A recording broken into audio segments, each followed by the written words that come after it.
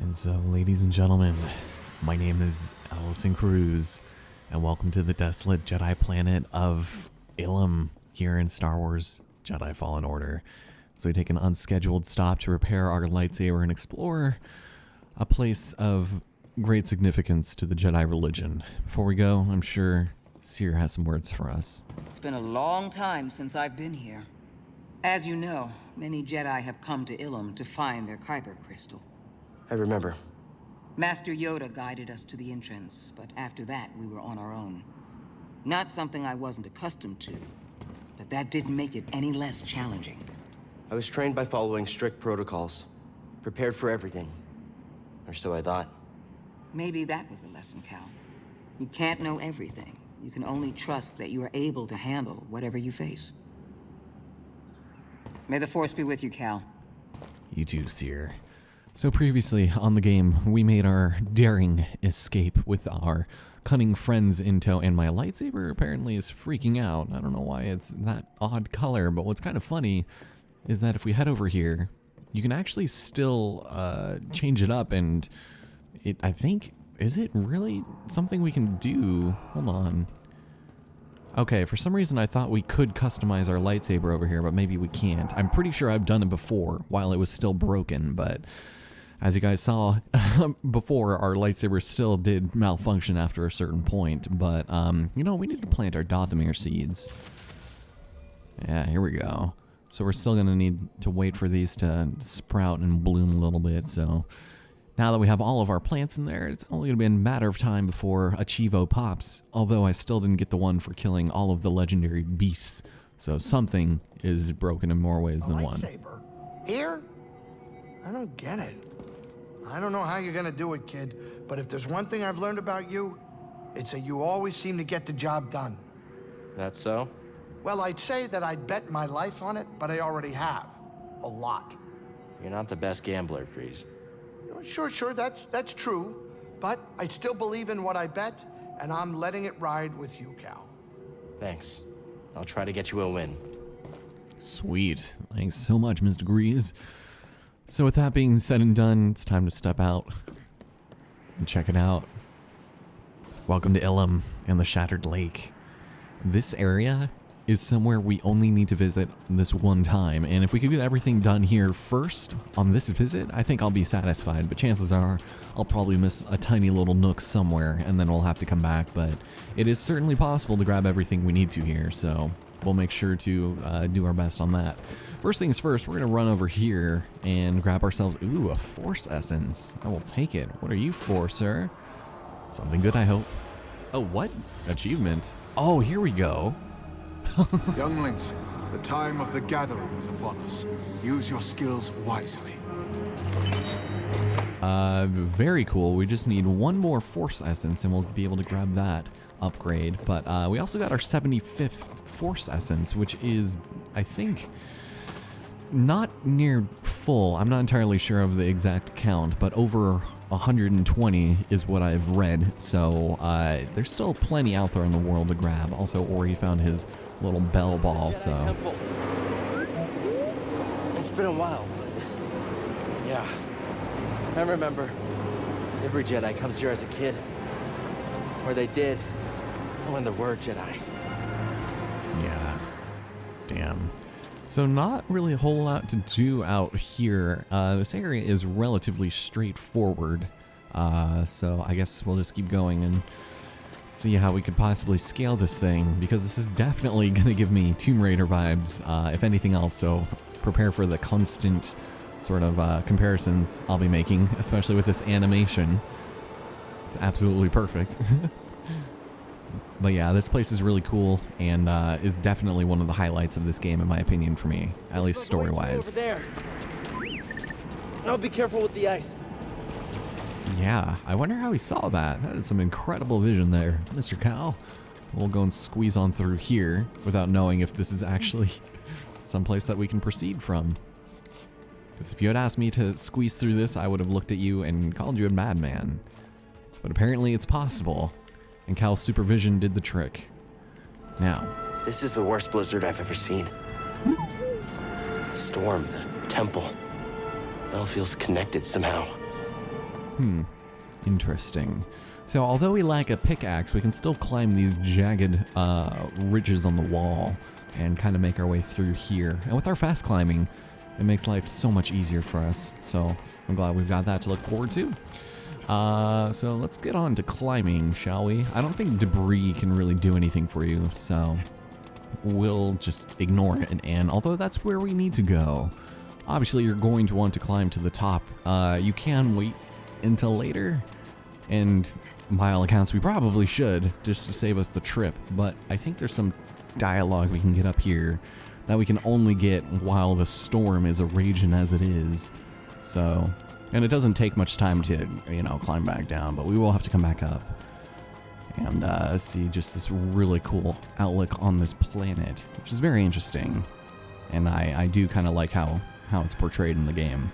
So without our lightsaber, can't make it through here for the one treasure upon the shattered lake. Yeah, my lightsaber is broken, but it's no longer frostbitten. Not much to see, is there? We should head back down. My face is going numb.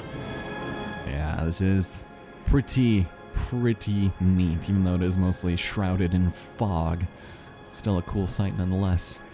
Alright, so let's head over here for another Force Echo. It's a hat. Huh. The great Jedi meditated here. He returned at points throughout his life to contemplate his many adventures and trials. Do you think it was Indiana Jones, perhaps? No, it's Master Marty something. A memorial place at a meditation altar, it looks like. So this is kind of where you can get a good idea of how far you can drop while still being able to get your grip. It's pretty negligible. You don't have to worry about fall damage all that much unless it's egregious. Like, I don't know that we would survive that, but you can certainly grab onto the wall and then, yeah, it's a quick descent. But let's go over here and into the cave for the beginning of our trials here at the Jedi Temple. It's a pretty cool place, and where we're going to learn about a couple different sort of mechanics that you never have to deal with. Although, BD1, what do you see? Huh. I hear you, BD. Let me see. So this is a gathering room of sorts, and we've also got one of these. You're going to find a lot of these spools with limited range ropes that will open these very strange sun windows, and we'll be playing with some light, and we'll also have to keep them open in order to get through to them. And I think they're called magnifying doors or something like that. Yeah, it used to be beautiful. The warmth is nice. Yeah, it is. But where that source of light is coming from, Let me see. I have no idea. But this is the main room we have to deal with, and I think like many others, it's a little confusing. I remember this room. Master Yoda melted that door to let us into the caves. Not with the Force. With that crystal. The light passed through it and carried its warmth. I bet we can do it too. Yeah. So, we're gonna need to make it through that giant sort of ice wall there, and doing it is a little bit confusing, but not in the worst possible way. So what we need to do is we have a couple of different mechanics here that we can deal with. We have that, which we'll be able to hoist onto this right here, but I don't think you can do it from this side, can you? Whoa, whoa, whoa, whoa, game. I was not prepared for that. We also need to use it to swing across. If you fall, there's no real penalty, so watch out for that. And we've also got this. So we go ahead and attach that right there. And then we need to make sure that that sheet of ice is melted in some way. But weirdly enough, we can't actually do anything about... yeah, there we go. It's really finicky because I'm not trying to move, but there we go.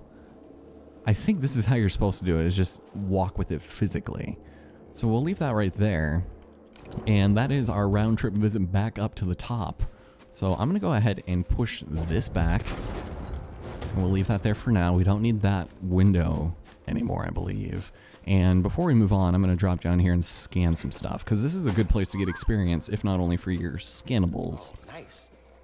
Yeah, all these destroyed statues. Ooh, scary. Statue of a venerable Jedi Master, our intrepid hero. And then I guess, can we look at this thing? Yes, we can. Nice. So we can only put that in the 2 positions. Good job, BD. And is that everything down here, perhaps? Got nothing else for me, BD1. And head back up. The experience that I earned. Perfect. So let's do it. This room gave me trouble at first because it's not a hard puzzle, but I was making it much more difficult than it needed to be. Like I said, it reminds me a lot of Tomb Raider, and those puzzles were, to their credit, a little bit more tricky than this, especially because they relied on physics that, you know, you didn't have to worry about in the outside world. Now momentum, on the other hand, gonna give me some trouble. So we're gonna take this right here, and we're gonna set you on this side. And like I mentioned before, I don't think you could set this onto this pedestal on the other side. It has to be right here. But you can push it back and forth from here. So let's go ahead and actually, we're gonna need to push it. So you go over there. Now we'll be set. Now we'll be done. It's easy. It really is not a problem. Although, oh, this must be the crystal. Right, yeah, the light enhancing crystals. Perfect. And then we just get to go back around here, open this up, and there it is. I can't move. There we go. Yeah, alright, cool. So it goes pretty quick, and now we can just move on. Here in Jedi Star Wars Fallen Order, Ori has just now started freaking out for some reason, but we've got a save spot. So this is certainly good news for us. I will take it. And let's take a look at some of our skills, actually, just to see what it is we could want. Oh, hello.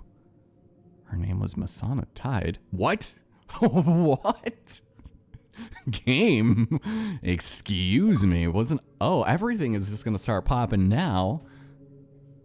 Oh, what? No, I most certainly have not defeated each type of bounty hunter.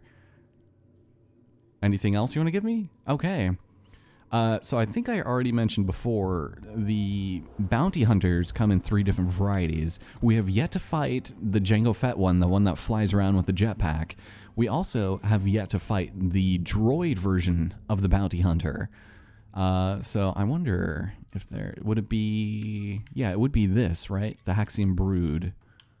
No, maybe not. Because they're the, that was the planet that we got taken to for business. What is this? The Gathering. Oh, this is Ilum. I should have been reading where I was going. Interesting. Yeah, nothing on our quest. But we are on chapter 5. Yeah.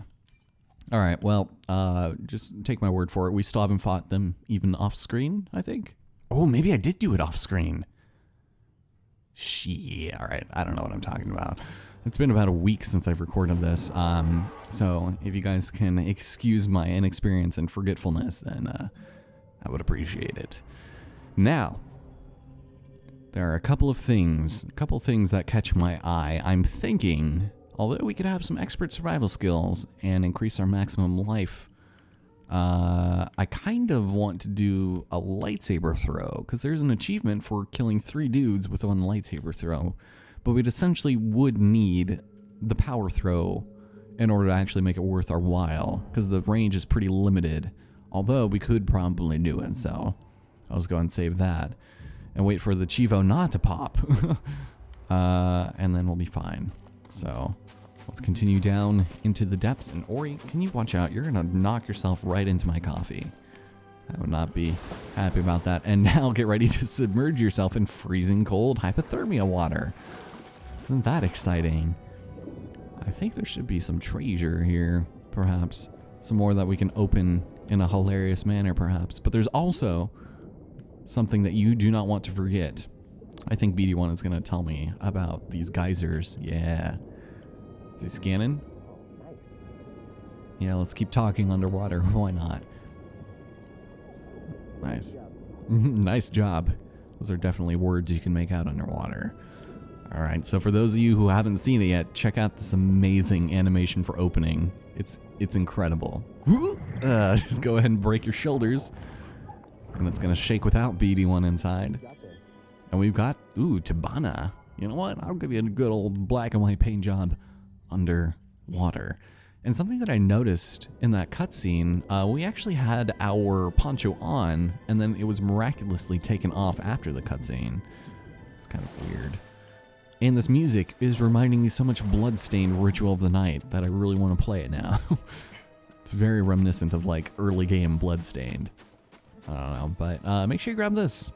This is a very important sense echo. Each path is different, young one. Be mindful of your anger. Yes, Ubanebi. That's right, Ubanebi Noki. Angry youngling, that's not good. So if you were missing any portion of the Jedi Temple, this is where that area would be. This should lock up our last 100% for this area, so yeah. Ugh, there we go. So even though I'm sure these geysers warm up the water, we're still underneath the crust, I believe, of a goddamn ice planet. So for some reason I'm calling shenanigans on being able to swim here, but I guess the game is just gonna make it so. Ori is whining now and he's complaining about something. There's heat coming from those cracks underwater, but it's freezing up here. Yeah, not to mention we're soaking wet. Feel it. It's calling to me. We must be close. Jedi can't pick any Kyber crystal. It chooses you. Yeah, kinda like you.